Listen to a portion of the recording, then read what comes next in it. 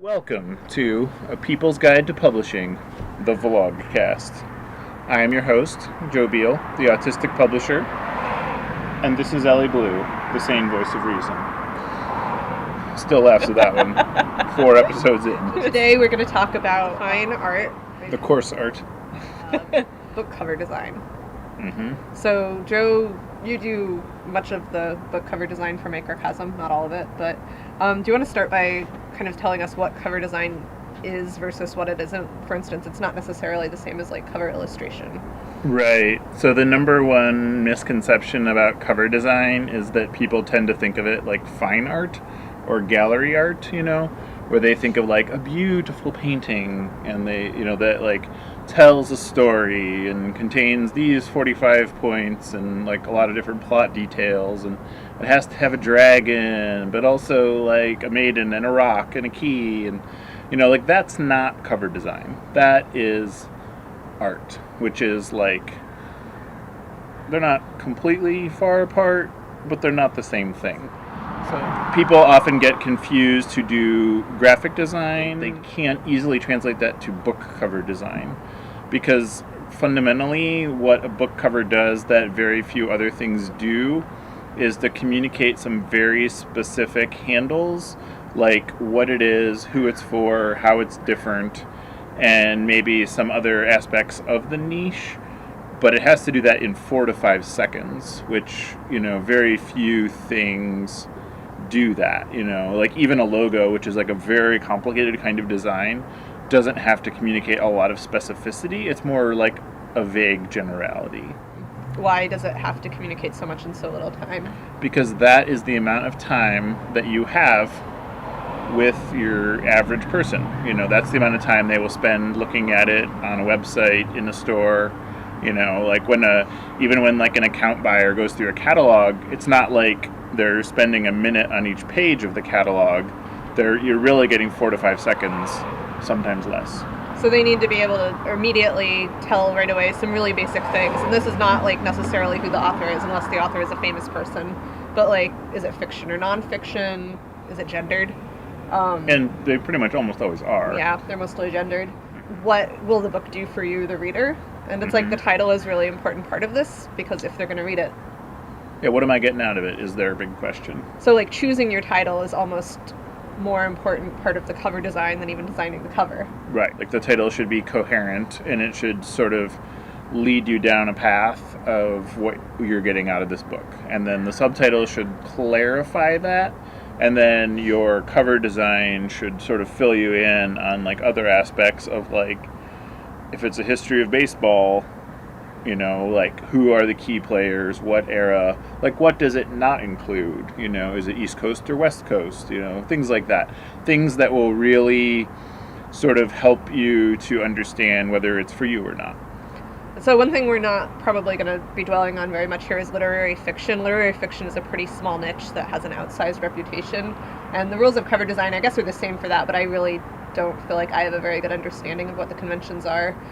So I think we should skip talking about that and really focus on what we are best at nonfiction. Well, I mean, and it's all kind of the same, really, and I think that's sort of where people get tripped up, is like literary fiction is really the same as nonfiction. Like, if it's like, say, a book about playing cards, the book should have cards on the cover. If it's like a book about, like a fantasy book about a forest, like you don't want to put a cave on the cover, I feel like I have to have the same conversation every single day, and the average cover goes through 20 revisions. Wow.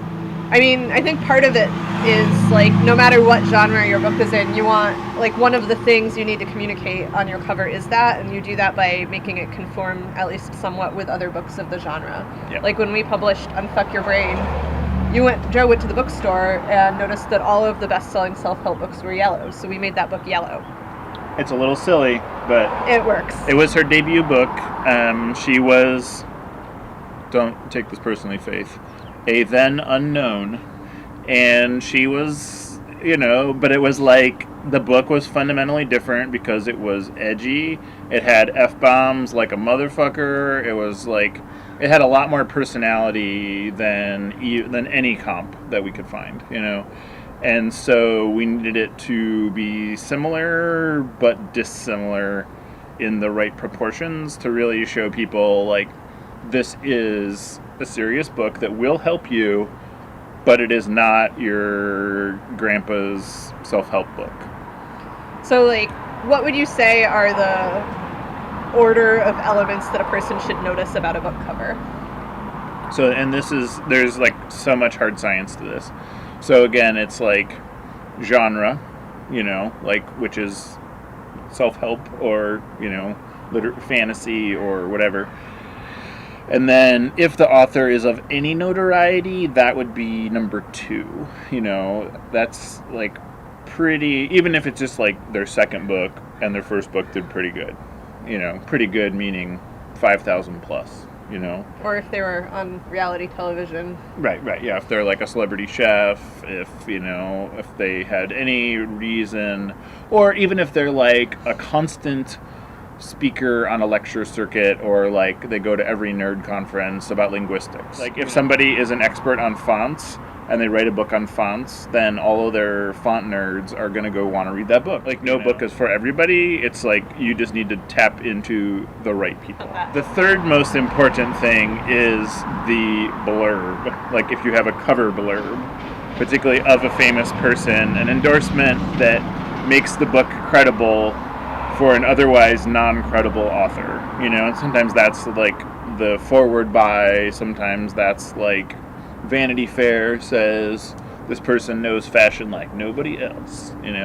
Like it's things like that your average person going to the bookstore is going to be like, I do need another book about fashion, but what has this person got to say that I don't already know? It's like when you're in the drugstore and you're in the as seen on TV section, and they always say as seen on TV, and it totally works. But that means nothing, because that just means they bought advertising. But this is kind of the same way, where like they just happen to once impress some magazine or existing famous person, or they have a friend, and that is enough where that like flips the skeptic to being like, oh, what's going on here? And that literally is like the number one scientific motivator that makes people turn the book over, read the back, and then continue to like read that top line blurb, which is number 4, and that's the thing, which is we call the tagline. I wrote one yesterday that was like, sing the songs of the revolution, which is like, you don't want it any longer than that, because you're really just trying, it's like your third opportunity at a subtitle, you get to sort of leverage a little bit more. And then like maybe they're going to read a couple more blurbs, maybe they're going to read the publisher's description, and then kind of at that point they more or less are going to buy the book if they spend that many seconds looking at it, because you've broken the 5-second barrier. And at that point maybe they're not going to buy it that day or that minute, but they're going to buy it.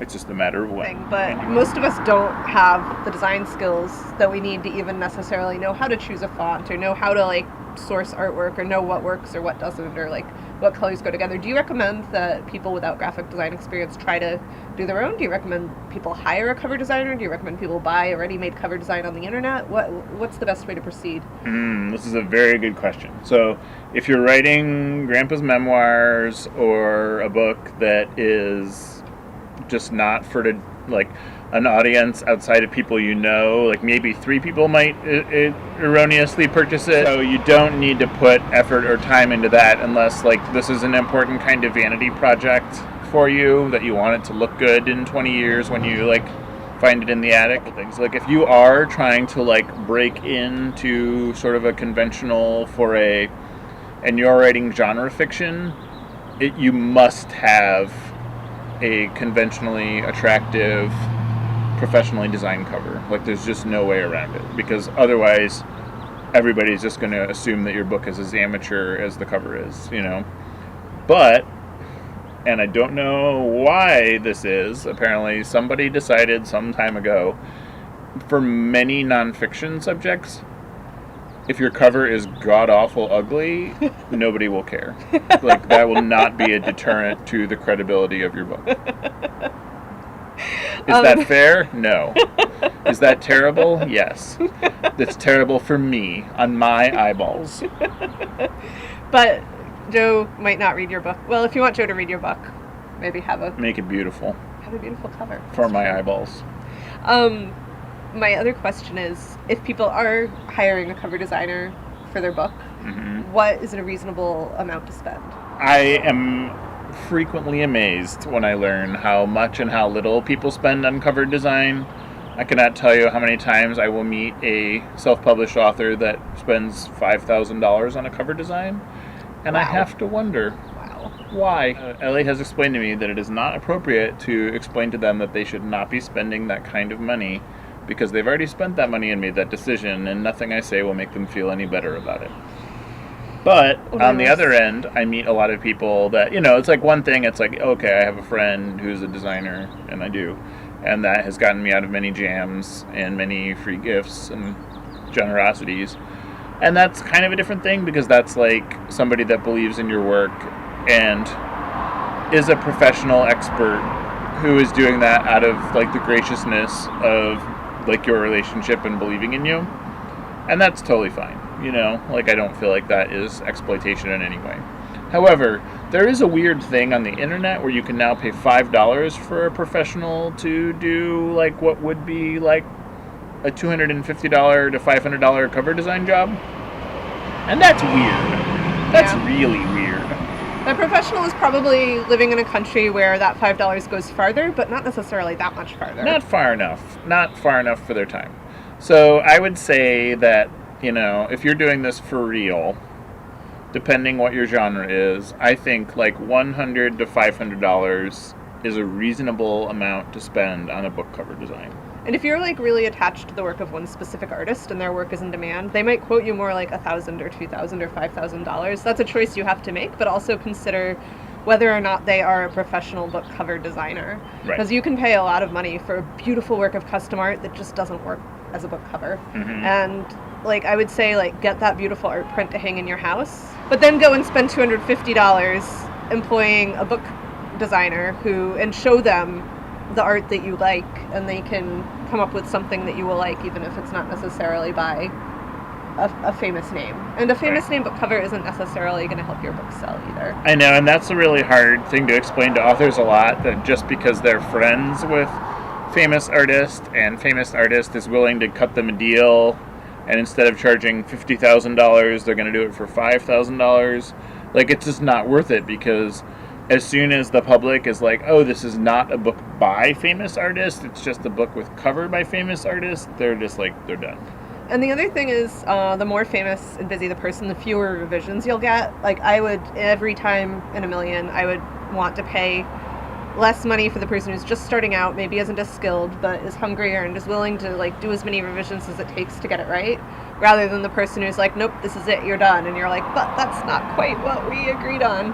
And especially if you are new to directing this sort of work, if you are new to this, you won't necessarily know what to tell the cover designer, and this is like actually a really important part. What are the things that should go into a cover brief for the designer? Sure.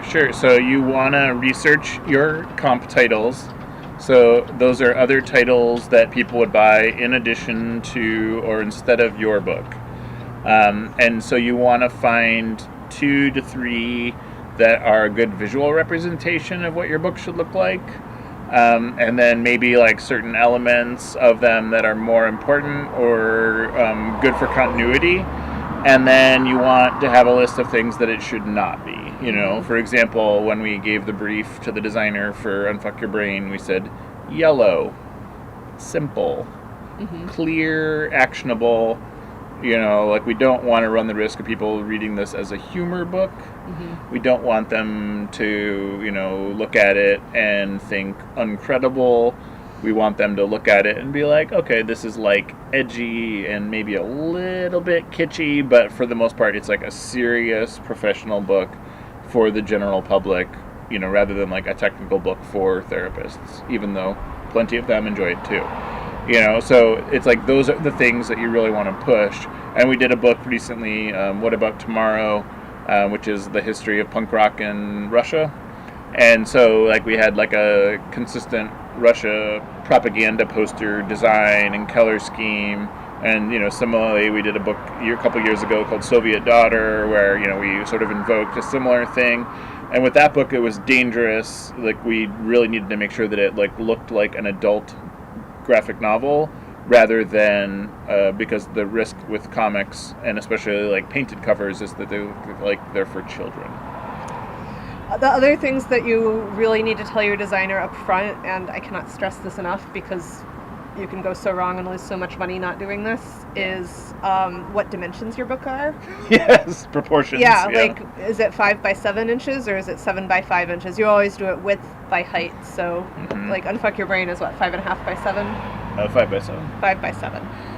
See, and always double check this information. And that is hard. That half an inch is hard to correct in post. Yeah, and I would always, like, one thing I always try to tell designers, especially if they're doing like an illustrated or painted cover, is like we need an extra like half inch to really honestly even an inch of like space that's painted but doesn't contain important information on all 4 sides of the cover so that we can like move it around to make sure like that, you know, our text doesn't have to go on top of the head in the painting or whatever. And sometimes you want that to wrap around onto the spine. Sometimes you get a really killer cover blurb and then you have to adjust to put 2 lines of text on the top and not have it run into any other vital live area.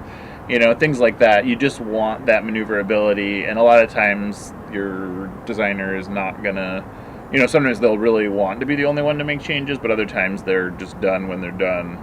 Yeah, and you don't want to, you also want to tell them what format it should be in. Like if you're publishing only an ebook, they will probably go about their work differently than if you are publishing a print book. Or if you're publishing a book where you only have 2 colors of ink on the cover, that's going to be a different format and design than if you are publishing a book that's printed at full CMYK 4-color printing. Right. So you need to be upfront with that. I highly recommend before you start working, make sure you are agreed on the price, on the deadline, and on the number of revisions, and like also like how the process will go. So when some designers, when we start working with them, like there's some designers that we work with that we really trust, and that we're like, okay, we're going to give you this concept and you're going to give us like 3 tiny little pencil sketches, thumbnail ideas, and we'll choose one and then you'll just do it and that's it. There's other designers that we work with that are like really fast and they are like come up with 10 or 20 ideas and then we choose like 3 for them to develop a little bit more, and then we're like, oh no, how about a different one, and then they'll do it. But not everyone will agree to work that way. So you need to have some good communication about that, because if somebody is like, I have committed, 10 hours to working on this project, and 5 hours in you're like, no, I want to start over with a different idea, you're going to have an awkward conversation. And some people work really fast, and some people, like, if you paid them hourly, you would be paying them $20,000 for a cover, just because they're not efficient in dialing in their process. Like, for example, we have another new book where it's like black and gold metallic ink, and so we can't use any other colors besides white, like white being the absence of ink, because the only 2 inks are black and gold. And sometimes, like, you just have to be ready to make that hard call. Like, we have definitely had it happen more than once, where we've commissioned a cover, and the cover is exactly what we want, and then we go back to our comps, and we put our cover next to the comps, and we're like, that doesn't hold up. Right. Like, that looks like amateur hour next to these. Nobody's going to choose this one on the shelf over that one. And we've paid the designer and thanked them and apologized to them, and then hired someone else to do it. And eaten that cost. So one thing we do is like sociological books about bicycling. Most books about bicycling are shelved under sports, which is a dreadfully different shelf full of people doing diet, weight loss, and race training books, which bear no resemblance to the books that we do. Back in the dark ages of 2012, which was when the publishing industry was tanking, Maker Cousin published a book with a very undeveloped cover and title. I can say this critically because I wasn't there for it. It was called Mark Twain Was Right. You might think that it was a collection of quaint sayings or some kind of work of literary criticism. It was in fact a graphic novel about the 2001 Cincinnati protests after a black teenager was shot by police at a traffic stop. Totally compelling, amazing story. Totally the wrong title. Nothing about that book told you what was in it. How many did we sell between 2012 and 2018? Less than 1,000. I mean, about 800, I think. So in 2018, Joe had the idea. Credit where it's due. Being at Comics Pro with one of the owners of Secret Headquarters, and he picked up the book and he like shook it at me and he was like, could you at least make a dust jacket for this thing so it has a decent cover? And then, and we were like, oh yeah, we could do that. And then we thought about it and we were like, we should just like make it a decent cover.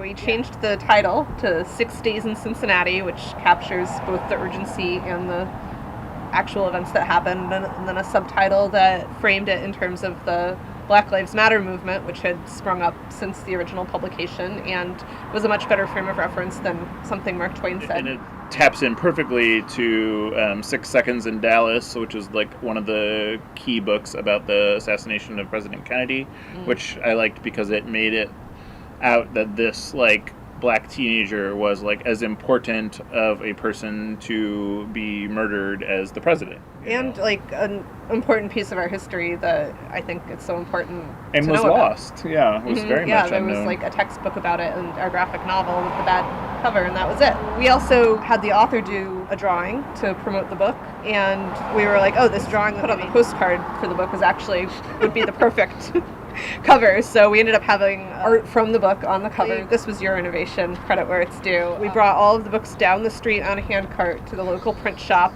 and they literally glued the new cover onto the outside of the old cover. We had asked them to strip and rebind, which is like where they tear the old cover off and then they trim it and then glue the new one on, but they had decided that it would be more efficient to just glue the new cover onto the old cover and then trim the edge. But fortunately, I feel like if I had bought that book at a store, I would be like stoked. I would be like, this is the coolest thing ever. What even happened here?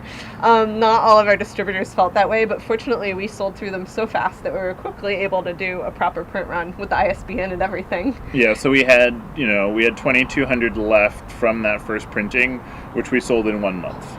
Mm-hmm. Whereas we had sold 800 in the previous 5-6 years. And literally the only thing that changed was the cover and title.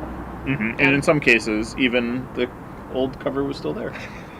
I wish we had kept a copy. Do we have any copies of that? We do, I think. I think we have a few, because every time they surface, somebody gets very excited. Yeah, we've got to hang on to that and put it in the vault. Mm-hmm. I feel like that's the best cover parable that there is, and we'll include a link to that book also. And that is why your cover does matter. It really matters. Because, and I feel like that's the one where, because people are always like, oh, but if the book is great, we'll just put whatever cover on it. And you're like, no, put the right cover on it. Think of the cover as like the key for the reader to unlock the greatness of your book. To understand actually it. know it exists. For it to get in front of enough eyeballs for them to be telling their friends about it. In any event, this has been The People's Guide to Publishing, the Vlogcast. I am your host, Joe Beal, the autistic publisher. I'm Elly Blue. I am not necessarily a voice of reason all the time. And we'll see you next week where we will talk about something else. What a preview! I'm excited for something else.